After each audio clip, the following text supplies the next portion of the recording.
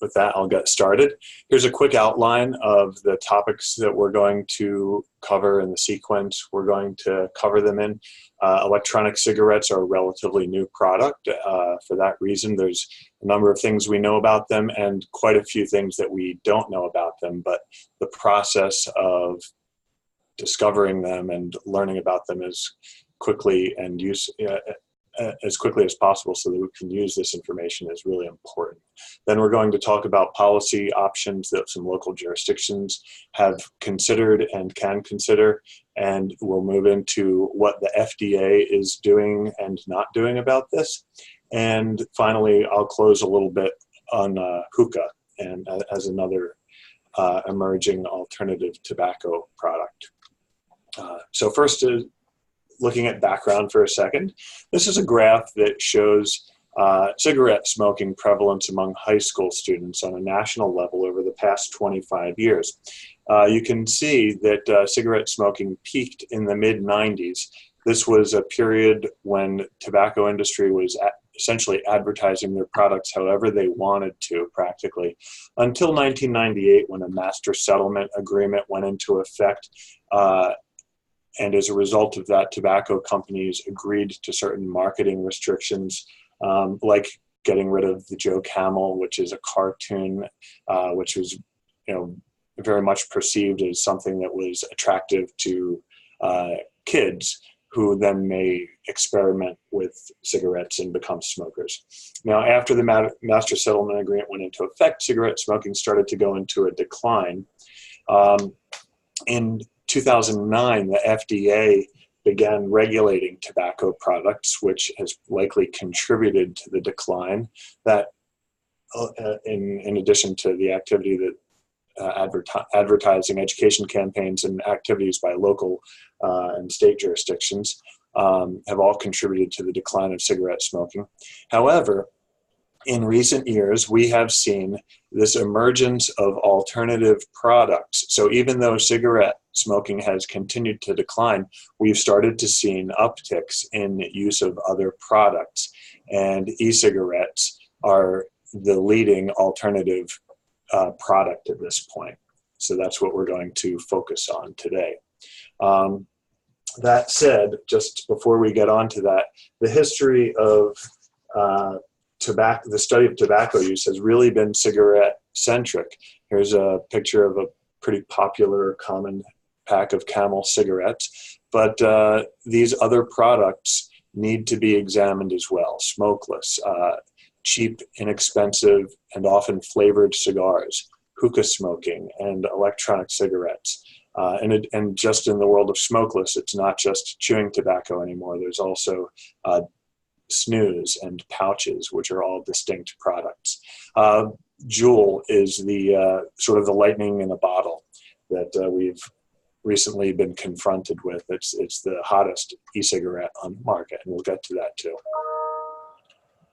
Before we do, here's a little bit more history. This graph really shows in an interesting way the dominance of cigarettes during the 1950s.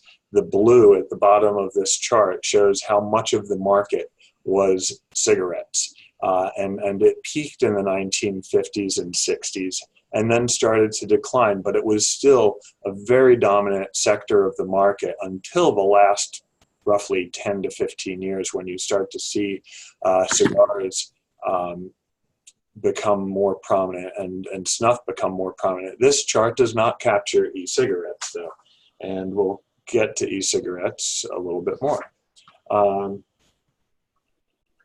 One more chart showing the history of the dominance of cigarettes throughout the 20th century, really. Through the 1900s, cigarette use was escalating. It really peaked in the 1950s. This was sort of the Mad Men era. The green portion of this line shows how cigarettes started to decline as a portion of total tobacco consumed.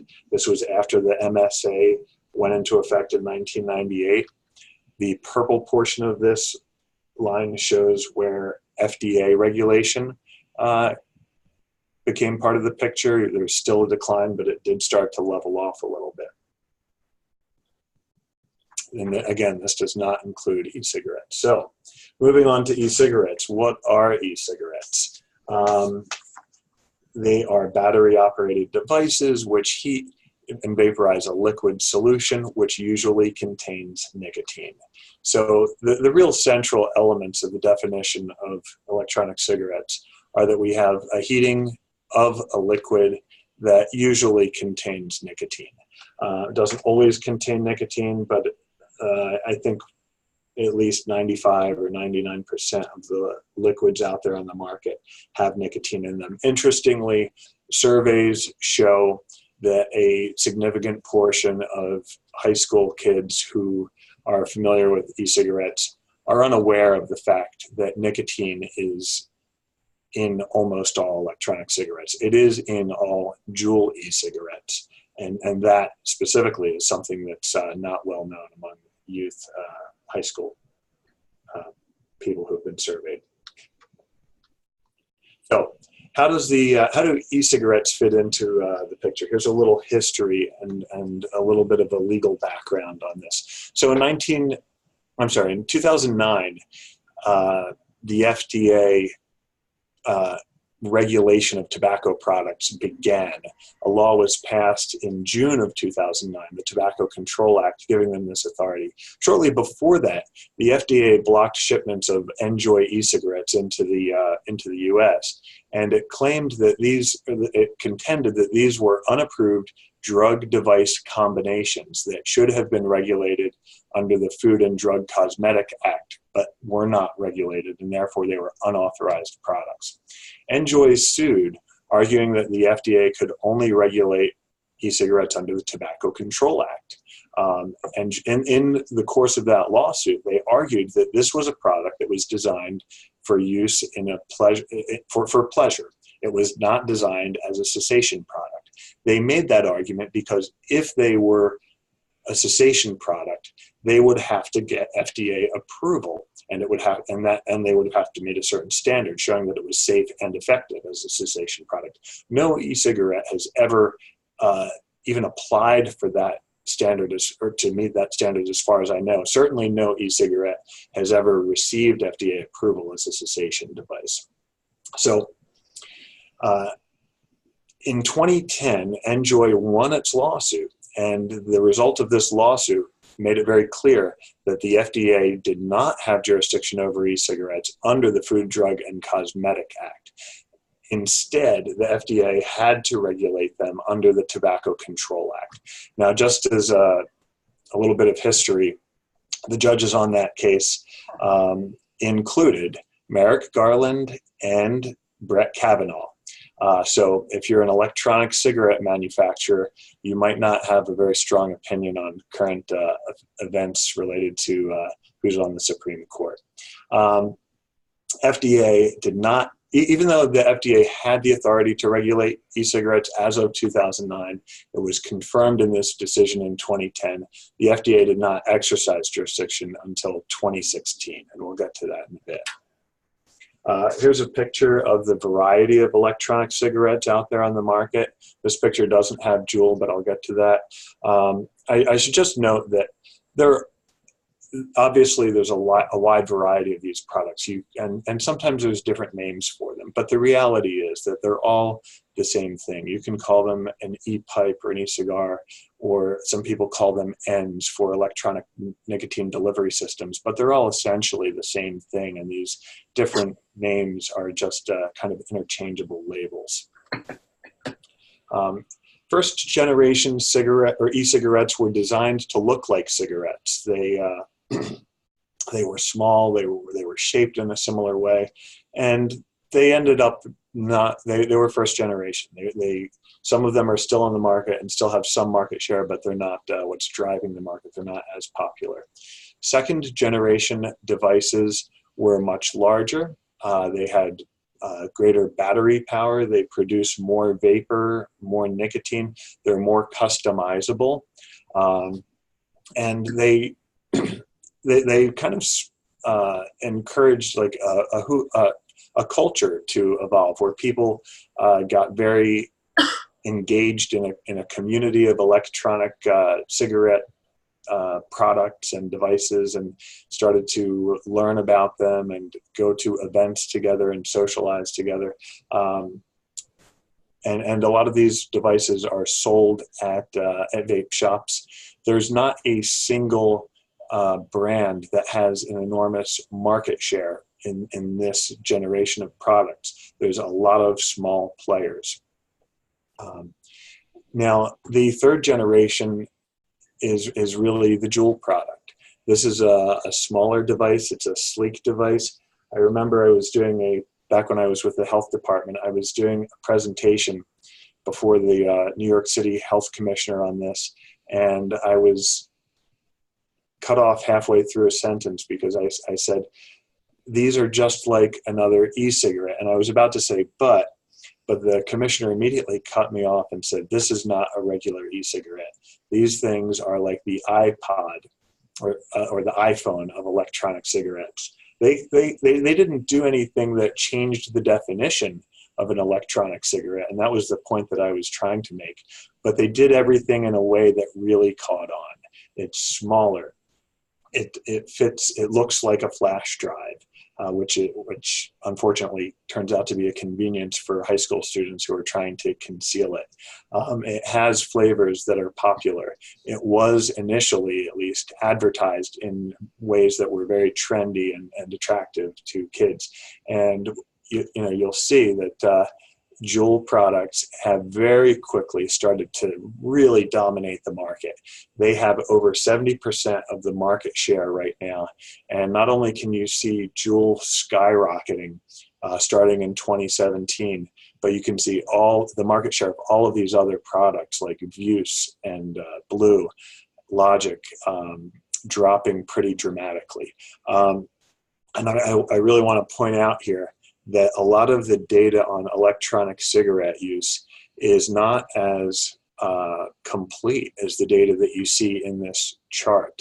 So whatever data points we have on electronic cigarette use for high school students, and probably adults too, but primarily high school students, are probably going to rise quite a lot the next time data is released. So we'll be watching very carefully and intently to see if that prediction turns out to be true, because this increase in market share just suggests that these sales have been increasing, and this is a product that really tends to be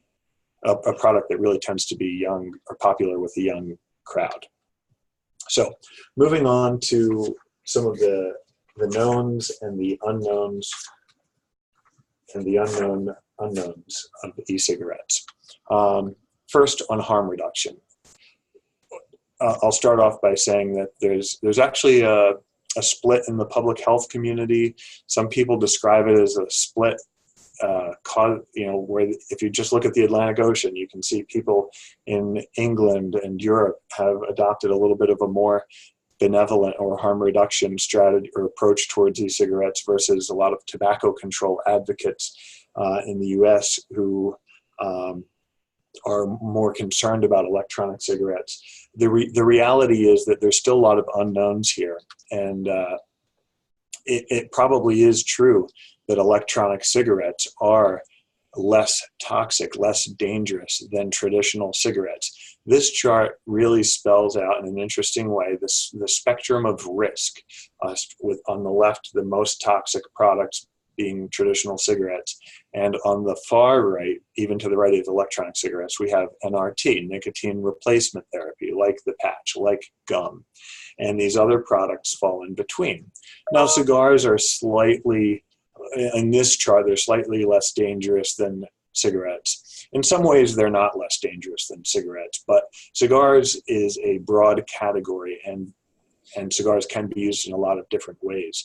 Traditional premium cigars are often not smoked as frequently as cigarettes, so that contributes to where they fall on this spectrum. Electronic cigarettes, we'll get into why they fall further to the right on this chart, but I still have to emphasize that even though they are likely, they have fewer toxins and likely to be less toxin, we don't know for sure what the long-term health impact of electronic cigarette use will be, because they haven't been around for a long term yet. Nevertheless, there has been a major shift in messaging from traditional authorities on this topic. The Surgeon General report in 2014 said that reducing tobacco use might be aided by using safer substitutes, including electronic cigarettes. The New England Journal of Medicine, which is a very prestigious journal, said that combustible tobacco is by far the most harmful, and electronic cigarettes are probably much safer. So there is this recognition that we shouldn't just think of all of these products as equally dangerous. There has to be a spectrum of risk.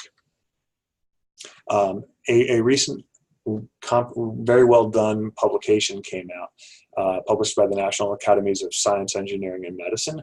A panel of expert reviewers were involved in looking at over 800 studies on electronic cigarettes.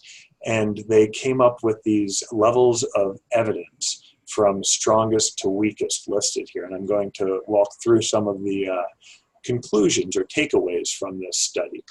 And even when they used words like conclusive, they usually use qualifying words that recognize that even though they have a conclusion, there's some wiggle room here. So for example, the first one, there's conclusive evidence that exposure to nicotine from e-cigarettes is highly variable. So yes, it's conclusive, but the conclusiveness is that there's an element of unknown here when it comes to what the nicotine levels are in this spectrum of e-cigarettes. There's a really broad variety of products out there, and they're not entirely the same. Now that Juul has such a large segment of the market, you might be able to make stronger conclusions if you're just talking about that one particular product, but we have to recognize that it's a market that has lots of different players. Second bullet here, conclusive evidence that that most e-cigarette products contain and emit numerous potentially toxic substances. What's a potentially toxic substance? Well, again, this is a takeaway conclusion from a long study, several hundred pages. That means that these products are toxic or may be toxic, but it might depend on the delivery mechanism. It might depend on the delivery volume. It might depend on the frequency of consumption. So even though something is toxic under some circumstances, it's not certainly toxic under all circumstances. Third bullet, substantial evidence that except for nicotine, exposure to potentially toxic substances from e-cigarettes is significantly lower when compared to combustible cigarettes. So again, we're not talking about conclusive evidence, it's substantial evidence, which is still a pretty high level of evidence. And it says that these potentially toxic substances is significantly lower compared to cigarettes. So again, that suggests that there's a lower level of risk here, but there's still a number of elements of uncertainty. Moving on to the next, here's a really interesting slide that actually looks at some of the toxins, where here it's focusing specifically on tobacco-specific nitrosamine levels in NRT, nicotine replacement products, and electronic cigarettes, and a few other smokeless and cigarettes. So if you look at the top two red circles here, you can see that electronic cigarettes and nicotine replacement products are in the same ballpark in terms of quantities of tobacco-specific nitrosamines. And if you look down at the bottom at cigarettes, it's an entirely different ballpark. It's hard to compare, these numbers like 2 and 8 to numbers that are in the thousands, up to 6,000. So the tobacco-specific nitrosamines in cigarettes are far higher. That doesn't mean that that's the end of the conversation, because there's other potentially toxic products in electronic cigarettes. But just looking at these are some of the most dangerous products in cigarettes, and the levels are very different when you're looking at these different products. A few more conclusions. One says that there's substantial evidence that oxidative stress can could be promoted by e-cigarette intake. Now, oxidative stress indicates a variety of pathological processes that contribute to the development of lung cancer and COPD. So again, we're talking about something that's pretty significant here, but it's lower from e-cigarettes than it is from cigarettes. Nevertheless, the risk is there. There's moderate evidence that risk and severity of dependence are lower for e-cigarettes than cigarettes. Now, this was based on, as I mentioned before, this review of 800 studies that were mostly done in 2017 and may have been published, and some of them may have been even older than that, which is before the rise of Juul. Now, one of the things that we hear from anecdotal stories about Juul use is that the level of dependence or addictiveness is probably very high, and probably higher than a lot of other electronic cigarettes. So again, we may be, this conclusion, even though the book is almost right off the press, might be a little bit dated, because we really need to get more data that captures the rise of Juul. So I'm going to slide through some of these conclusions. Related to harm reduction, again, I just think it's important to emphasize that there's conclusive evidence that completely substituting e-cigarettes for cigarettes can reduce exposure to some of these toxicants. And there's substantial evidence that completely switching from the use of e-cigarettes or cigarettes to e-cigarettes results in potential health benefits. So I emphasize this because we know from patterns of use that a lot of people that try to use e-cigarettes as a way to get off smoking conventional cigarettes end up becoming dual users. And when they do that, they're really not getting the potential health benefits. It's only with complete substitution that the research backs up this idea that e-cigarettes can really be a beneficial harm reduction product. Related to cessation, there's moderate evidence that e-cigarettes are, and this is moderate evidence from observational studies, that e-cigarettes can contribute to cessation. The next bullet here says there's insufficient evidence from randomized control trials, which are more reliable, that e-cigarettes are effective as cessation aids. So I have what if here as the third bullet here, and I'm going to get to that later. And the what if is really like, what if the landscape changes in a substantial way? So we'll get to that soon. Before I want to do that, one of the big concerns about electronic cigarettes is that youth will start using electronic cigarettes, and that would be a gateway to subsequent tobacco use. So there is substantial evidence that e-cigarette use increases the risk of ever using cigarettes among youth and young adults. But a lot of people have taken this conclusion and said that this is, I think they've overplayed the meaning of this. I think it's also important to recognize that the following are also true. Youth who use cigars are more likely to ever use cigarettes. Youth who use hookah are more likely to ever use cigarettes. Same with smokeless. So youth who experiment with tobacco products experiment with multiple products. I should also emphasize that ever using e-cigarettes is not the same as current use of e-cigarettes. That essentially means that you've used a cigarette in the last year, not that you've used a cigarette in the last 30 days. That's really, and that distinction is important when we're talking about whether somebody becomes a regular smoker. So more evidence is really needed here to back up this idea that e-cigarettes are a gateway to the use of combustible tobacco products. So I'm going to briefly touch on data here. This is from New Jersey high school students from 2008 to 2016. It shows consumption of various different tobacco products, starting with cigarettes on the left and going all the way to e-cigarettes on the far right.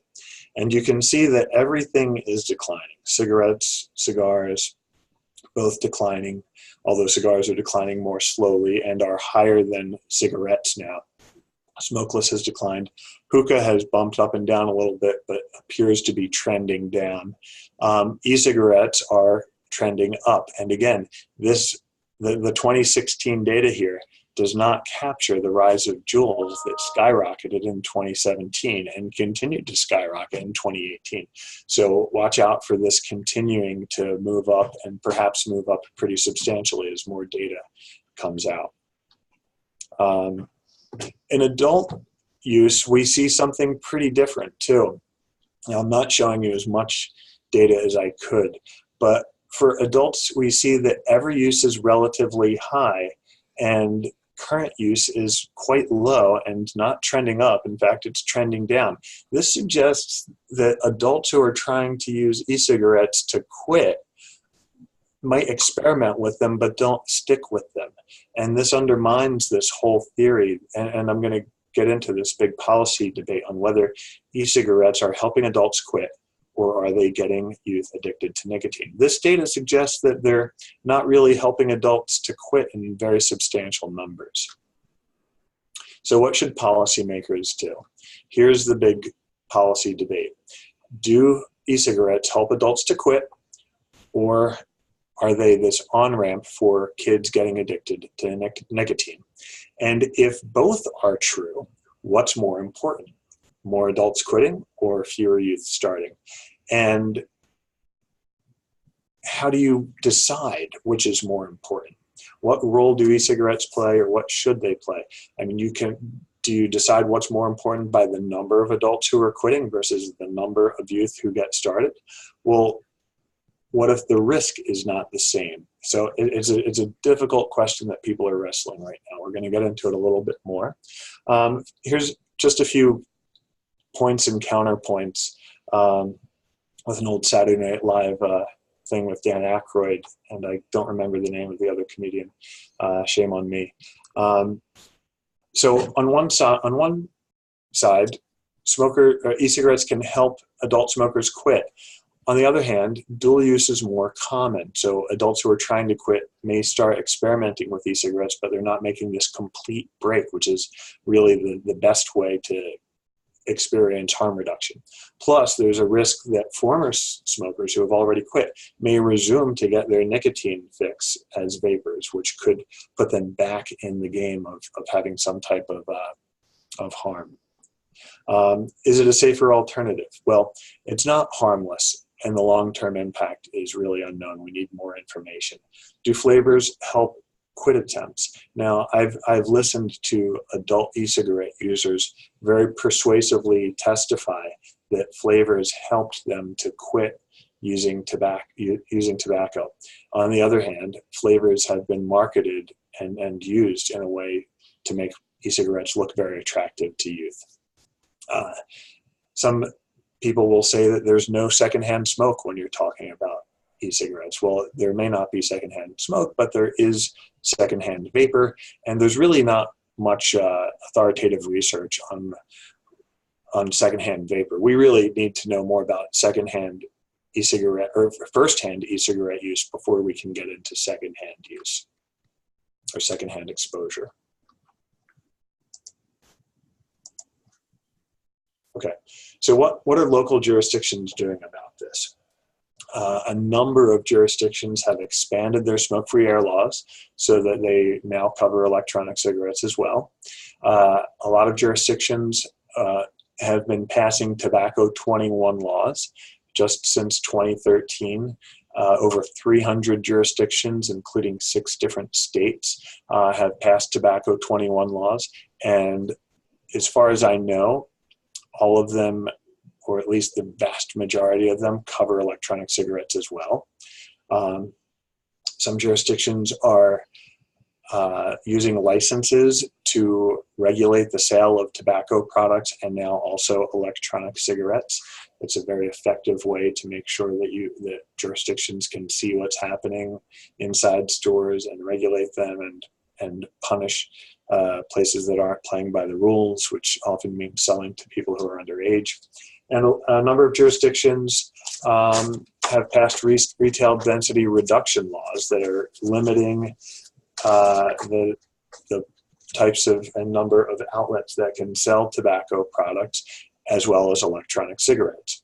And then finally, we have some jurisdictions that have passed and are implementing restrictions on the sale of flavored tobacco products and electronic cigarettes. So these are all things that local jurisdictions are actually doing right now. And the FDA is weighing flavors. I'm going to get to that in a bit. So moving on to the FDA. So as I mentioned before, the FDA had authority to regulate e-cigarettes back in 2009. It was confirmed in 2010 by a court decision, but it wasn't until 2016 that the FDA deemed e-cigarettes to be under their regulatory authority, as well as cigars and hookah tobacco, a couple other products. In doing that, it established that the minimum age for sales of electronic cigarettes is 18 nationwide, except for jurisdictions that have increased the age up to 19 or 21. It bans free sample giveaways. It requires warning labels that just had to be put on e-cigarette products recently, this past August. It requires manufacturers to disclose ingredients to the FDA, and it initially provided that new products, anything introduced after February 2017, would require pre-market approval. Subsequently changed that date. I mean, the 2007 year for e-cigarettes doesn't make any sense because the product wasn't really on the market in any meaningful way at that point. So the date was pushed back to 2016, and I'll get to that very soon. First, I'll just point out that last summer, I think in July 2017, the FDA announced this new comprehensive regulatory plan to shift the trajectory of tobacco-related disease. That basically meant that it was planning something pretty monumental, which was mandating that the nicotine levels in cigarettes be reduced to non-addictive levels. That could have an enormous impact. As part of its strategy, though, the FDA offered an olive branch to e-cigarettes, and it says the cornerstone of this plan is to make cigarettes non-addictive and to allow adults who are still addicted to get nicotine from a less harmful source. So it's giving this olive branch to e-cigarettes to make them an accepted, more significant part of the market of nicotine products out there, so that if and when cigarettes are non-addictive, they will still be able to get nicotine. So a few slides ago, I mentioned cessation and how the evidence was inconclusive. Well, what if the whole landscape changes? What if cigarettes on the market have non-addictive nicotine levels? Well, then how well will e-cigarettes work for cessation? Well, they very well might work well. They might work much better than they currently work because the market has changed dramatically due to a government regulation. So again, that gets us back to this question.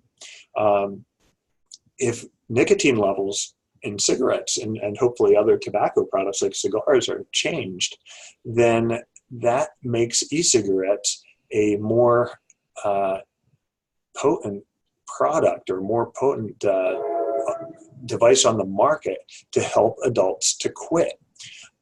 However, there's still this nagging question of what about kids getting addicted to nicotine?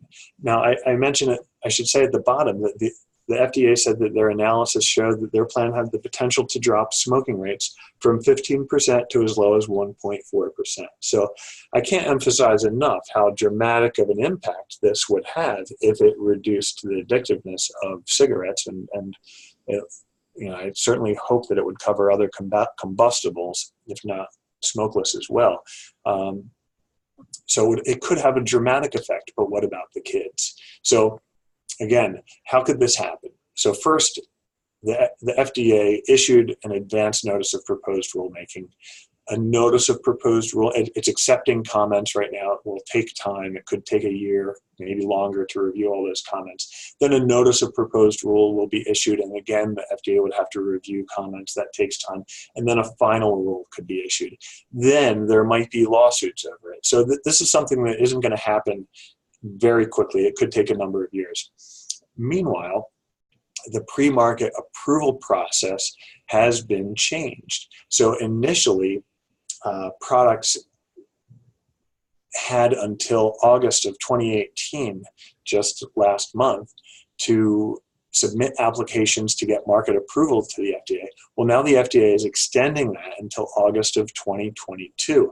So this provides a substantial amount of time for e-cigarettes to continue to try to improve themselves and gain market share, become better alternative harm reduction devices. But it also leaves them on the market and allows them to become this risky opportunity for kids to get addicted. So this is I'm just going to go through this quickly. I'm sensitive to my time here. This shows how under the original FDA rule, there would have been no new e-cigarettes on the market after August 2016. Then, by August 2018, applications would have to be into the FDA to get pre-market approval. The FDA was giving itself 1 year to review those applications, which really incentivized, or would have incentivized, manufacturers to get their applications in earlier, because after August 2019, if you didn't get pre-market approval, you had to have your product removed from the market until you got a pre-market approval order from the FDA. So that was a pretty stringent process, and it really, as I mentioned, it incentivized companies to get their applications in and try to get that pre-market approval. Well, under the new plan, we've pushed this deadline back all the way to August 8th, 2022.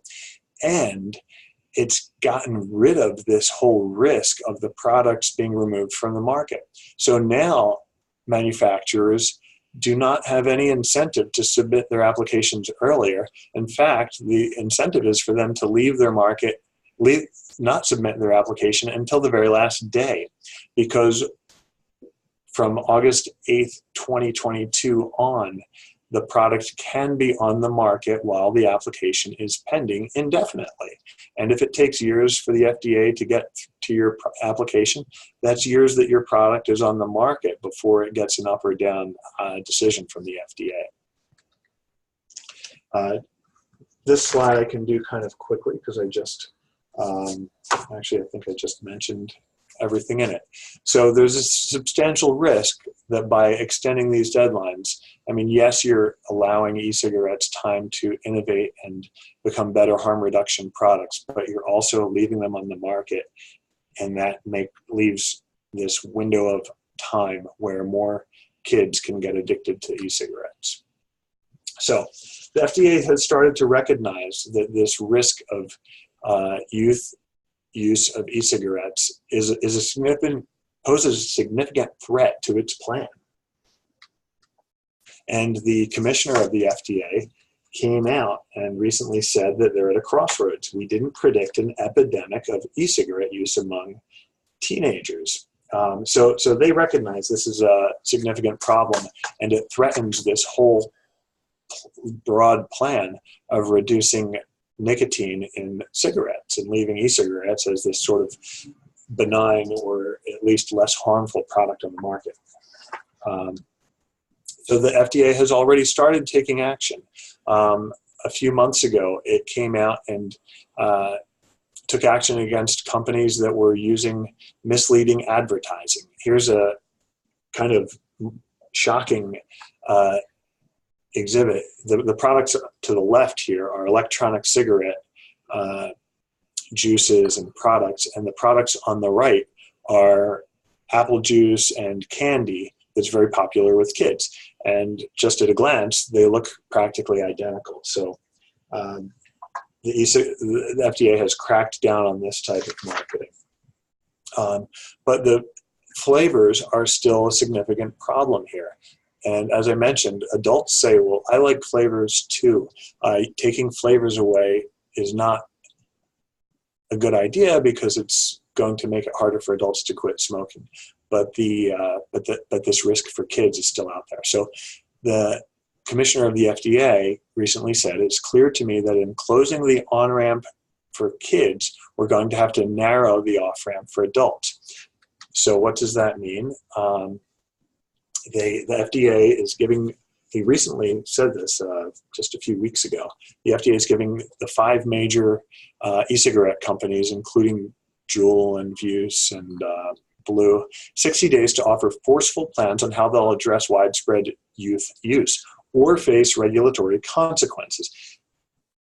Now, he hinted that that could mean that there could be restrictions on flavored electronic cigarettes. So he also said that they would revisit this extension until August 8th, 2022. So we'll see if this threat has any impact or a significant impact on conduct by electronic cigarette companies, and that we'll probably get more information on that in November. So here's just a quick demonstration of what Juul is already doing to try to clean up its act. This is an ad that was several years old. It's obviously trendy and attractive to youth. And here's something more recent where you can tell just by glancing at the person's hands and arms that it's an older person, and it actually says in the lower left-hand corner that it's an 80-year-old person who's been a Juul customer since June 2018, just a few months ago. So and this is representative of their new ads. They're really trying to message that they're directing their ads towards adults who are trying to quit, even though most of their users are youth. So summing up, are ends harmful? They're not harmless water vapor, but they contain fewer toxins than cigarette smoke. Complete substitution is important for harm reduction. Do they help adults quit? There's really not enough evidence yet, but with the change in the regulatory environment, they could be quite effective for helping people quit. Do they increase the odds of youth tobacco use? It's possible they increase the odds of youth experimentation. It's not clear that they increase regular use of tobacco products by youth. And I just have to emphasize that the youth market is really a market characterized by experimentation of multiple products, experimentation with multiple products. Do they pose a problem regarding youth addiction? I think the evidence is pretty clear that they do. Nicotine is addictive. It's not recommended for anyone. It's really only recommended for people who are trying to quit. So you would never take an NRT if you weren't already a smoker. Same thing with, you shouldn't use e-cigarettes if you're not using them to try to make a complete break from tobacco products. I'm going to briefly talk about hookah smoking as well. This is a picture of the caterpillar in Alice in Wonderland.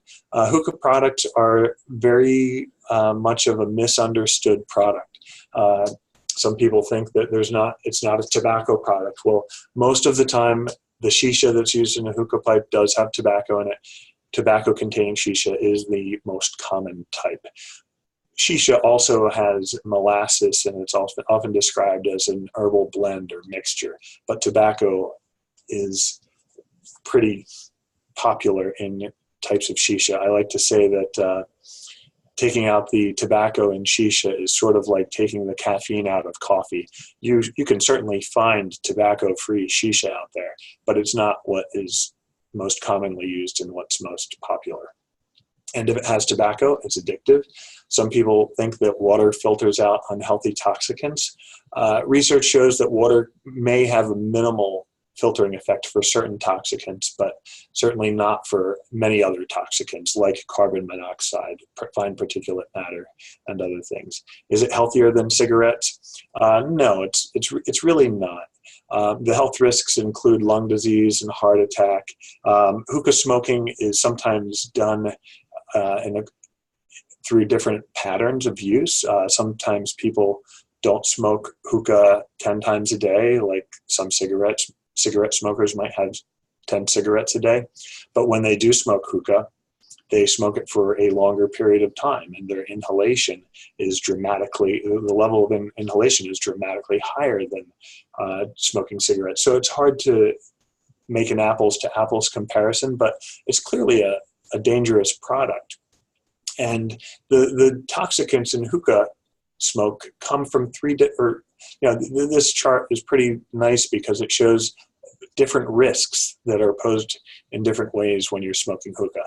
All hookah has charcoal that's used as a heating element with a shisha. So what you'd have when you're smoking hookah is charcoal plus either non-tobacco shisha or tobacco-containing shisha.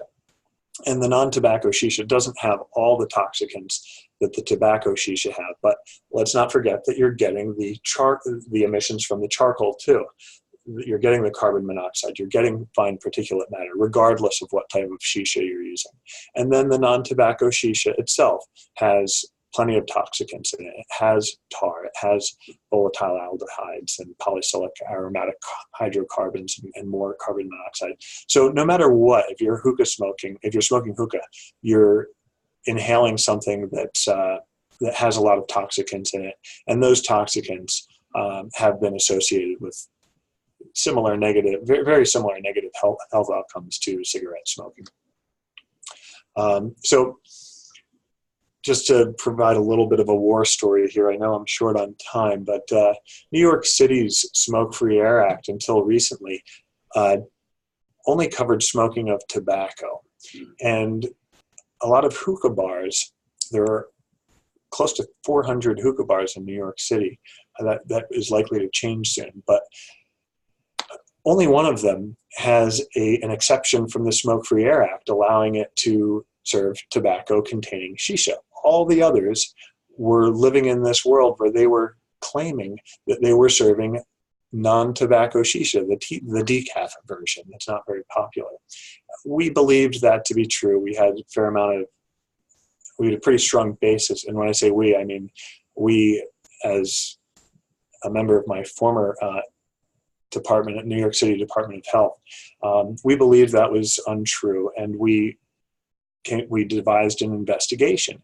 On one evening in November 2014, we had 2 teams of health inspectors go undercover into 14 different, actually we had 7 teams. Each team went into 2 different bars on this one night. And they went in undercover, they ordered shisha, they had canisters with them that were designed to take samples. After they were served with their product, they took tweezers and put the shisha into these canisters. They sealed them, marked where they were collected and what time, and it all followed a strict chain of custody procedures that are acceptable in court for the admission of the evidence. And they were sent to labs. 14 out of 14 bars had their shisha tested, and all of them tested positive for containing tobacco. So they were all breaking the law, and our teams, tobacco products were covered by 2 other laws at the time. There was a ban on selling flavored tobacco, and there was a ban on selling it to people under the age of 21. We had people under the age of 21. We had college students in our inspection teams. They didn't smoke, but they were there and they were served. So we commenced administrative proceedings against all these places, and we had them red-handed on several different violations of the law. Subsequently, we amended our law and restricted the number. We required hookah bars to get a permit, which requires them to play by these rules. It says that if they violate rules, they can lose their permit. And I'm not going to go into the specifics of the rule because I know I'm essentially out of time. If somebody has questions, I can. It requires places to have warning signs inside the establishment. It clarifies that people under the age of 21 can't go in. So I'm going to end there and see if folks have questions. Excellent. Kevin, thank you so much. I've just typed into the chat box for folks who may have questions. You can type them in, and while you're doing that, I'll start with a quick question. No one else has audio, so I'll read the questions out to you, Kevin. So in New Jersey, we have had a tobacco age of sale program, which sounds like what you just described for hookah. Did New York apply that at all for e-cigarettes or something like that, where they went into vape shops to see if they were selling to folks under 21 or even under 18, I guess, if that was the law at the time? Yes. New York's Tobacco 21 law does cover electronic cigarettes. It did go into effect in 2014, and New York has been enforcing that law since then. However, you specifically mentioned vape shops. Now, a lot of places that are selling electronic cigarettes are selling them out of like bodegas or pharmacies, typical places that also sell tobacco products. And those places have a license, and therefore they get visited by inspectors. Vape shops were not getting, because they don't sell tobacco products, were not regulated in a way that would subject them to inspections until recently. So we in New York City recognized that there was a gap in this law, and that we didn't know, or the city didn't know, who was selling e-cigarettes. We knew, forgive me for saying we when I'm talking about the Department of Health, we knew where a lot of places were. We knew where the tobacco outlets were, and many of them were selling e-cigarettes, but we didn't have the vape shops on our radar screen in an effective way. Yeah. So we changed the law requiring electronic cigarette vendors to get a separate license. Now, different jurisdictions have approached this in different ways. Boston, for example, has a 3-tiered license where you can have a license for selling tobacco, you can have a license for selling e-cigarettes, or you can have a dual license for both. When New York City went through it, the issue was teed up and debated with City Hall and City Council members and the New York City's Department of Consumer Affairs, and it was decided that there would be 2 separate licenses. So if you sell tobacco, you need that license. If you sell e-cigarettes, you need a distinct license. And there's no reason why a place cannot apply for and get both licenses. But only when that e-cigarette license came on the stage was New York City able to effectively regulate all the places that were selling e-cigarettes. So it's really important to have a comprehensive license system. Got it. Thank you. I'm going to go to some of the questions in the chat box. The first question is, how much nicotine is in 1 pod of Juul? And that person added a note afterwards that they had read, they thought it may be equivalent to 1 pack of cigarettes. Yeah, it's hard. I don't know the answer precisely. I've read that Juul has somewhere around 5% nicotine levels in its Juul pods, which is higher than a lot of other e-cigarette juices on the market. I've heard similar things about it might be roughly equivalent to a pack of cigarettes, but I'm not certain of that. What I do know, mostly from anecdotal reports, is that people who use Juul find themselves heavily dependent on it. This seems to be more addictive than at least most e-cigarettes on the market. Got it. Okay, thank you. The question is, are Juul refillable? Well, when you can buy a starter pack, and the starter pack has what these things called, it has pods with it. You get, I think, 4 Juul pods, and it's just like a very small rectangular device with liquid in it, and that kind of connects to your Juul, and that's how you get your juice. So you have the Juul device, the vaping device, and then you have to get more pods as you go through your pods, and you only have to buy the starter kit once, then you have the device, and then if you're buying refills, you can just buy the pods. Got it. Okay, so it's not that you're just adding more liquid, you're replacing the pod that has liquid potentially. Yeah, the pods are self-contained, they have the liquid in it. From what I understand, it's not hard to open a pod and put a different liquid or oil in there. And it's not uncommon for people to use a cannabis type oil and essentially vape marijuana through a Juul.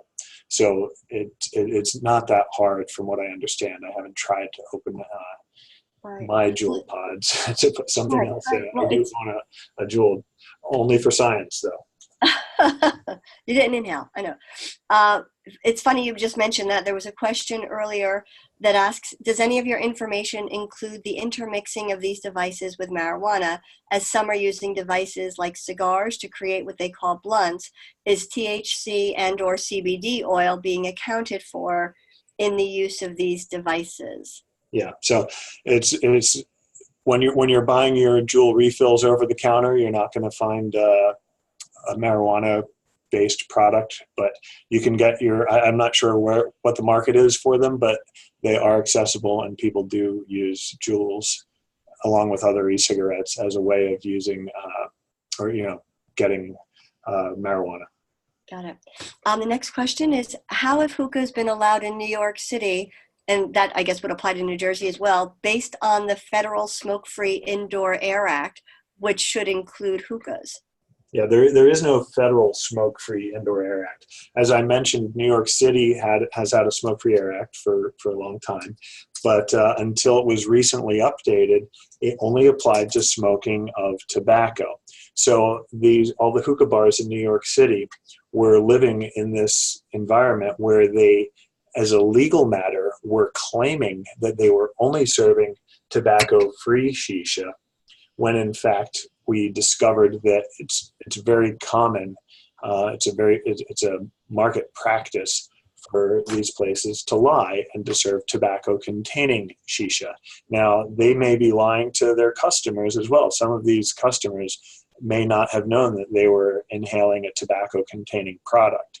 But that was the fiction that was out there. In any event, the recent change in law more explicitly says that these places have to get a permit. They're not allowed to serve the tobacco-containing product. If they're caught serving the tobacco-containing product, they can have their permit revoked. A lot of other jurisdictions have similar issues.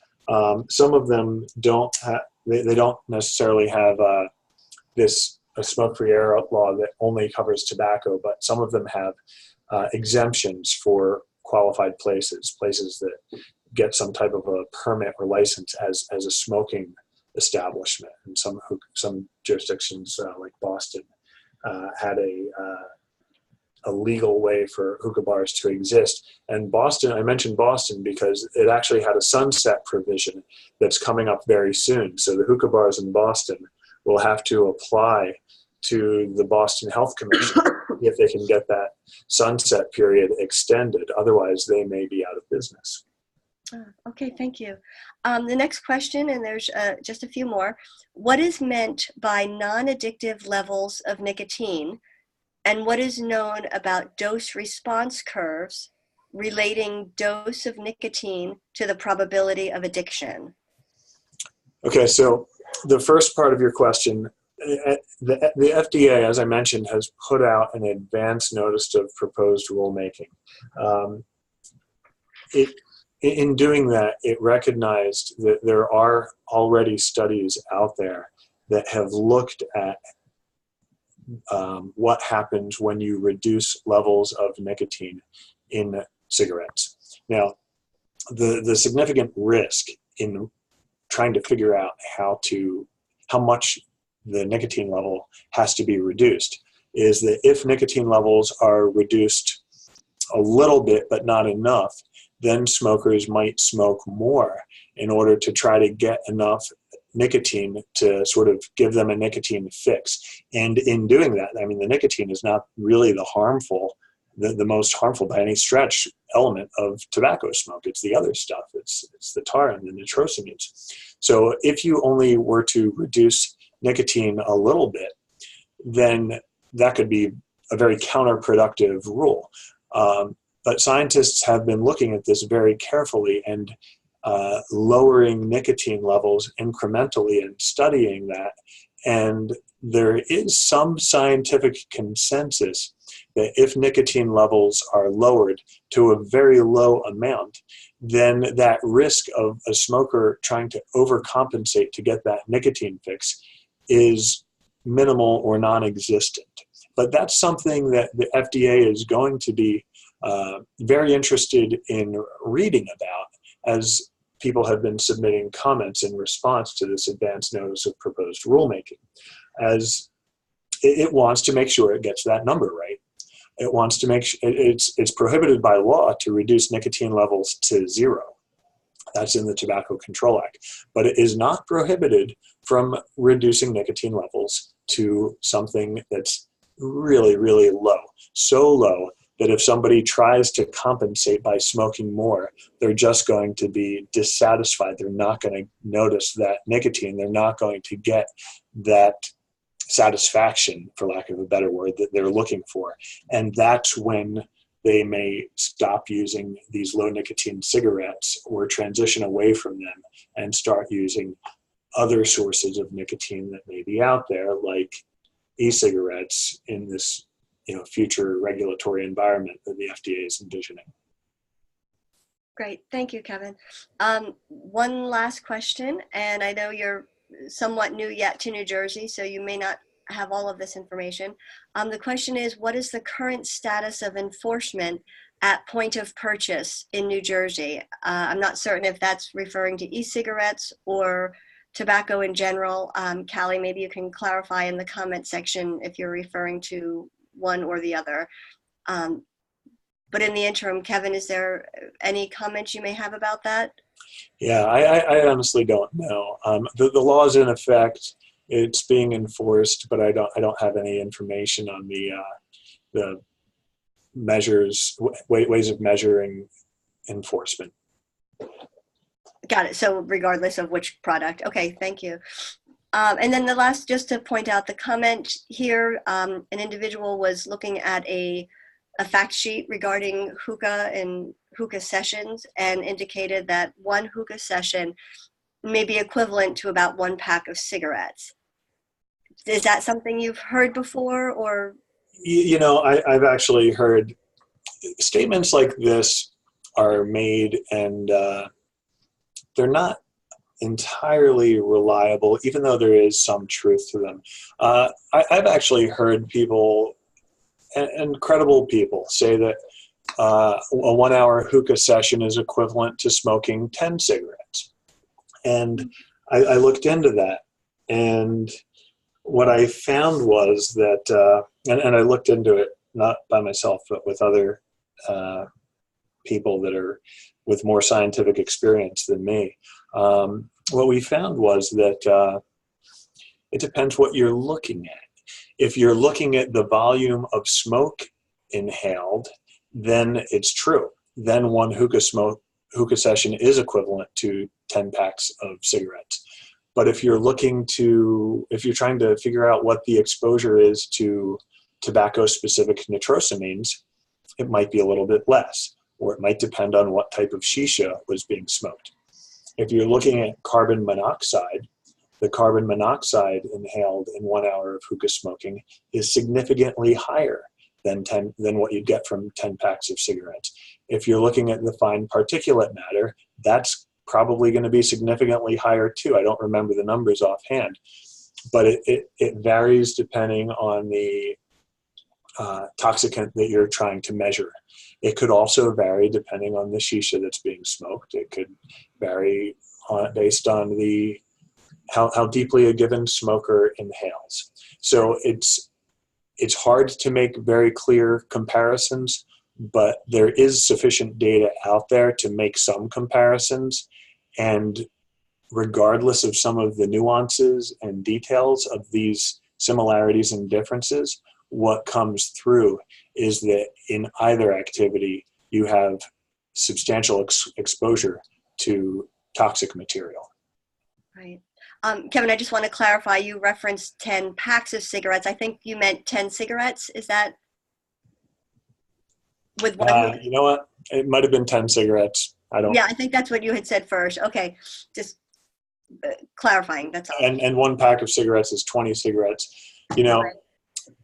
yeah, I'm not sure. Don't hold me to the numbers that I mentioned, but I think it's important to recognize that cigarettes are generally consistent. There's a level of consistency from across the market.